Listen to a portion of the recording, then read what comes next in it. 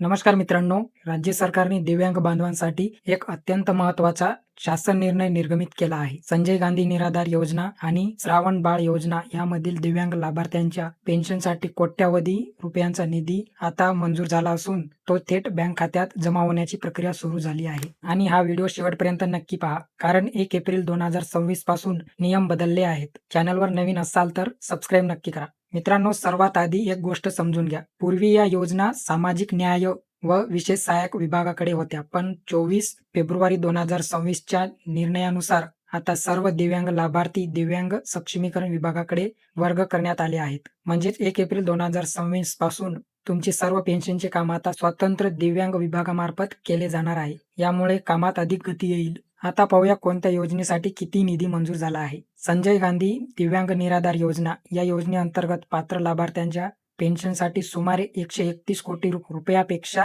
जास्त निधी डीबीटी मार्फत खात्यात जमा करण्यास मंजुरी मिळाली आहे. आणि श्रावण बाळ सेवा राज्य निवृत्तीवेतन योजना दिव्यांग या योजनेसाठी देखील 1200 कोटी 54 लाख रुपयाचा निधी वितरित करण्यात आला आहे. हा निधी सन 2026-27 या आर्थिक वर्षातील हप्त्यांसाठी आहे. हा सर्व निधी डीबीटी द्वारे तुमच्या थेट बँक खात्यात जमा होणार आहे. शासनाने स्पष्ट केले आहे की हा निधी बजेटमधून थेट लाभार्थ्यांच्या वैयक्तिक खात्यात वर्ग केला जाईल. यासाठी आयुक्तालय दिव्यांग सक्षमीकरण पुणे नियंत्रण अधिकारी म्हणून नेमण्यात आले आहे.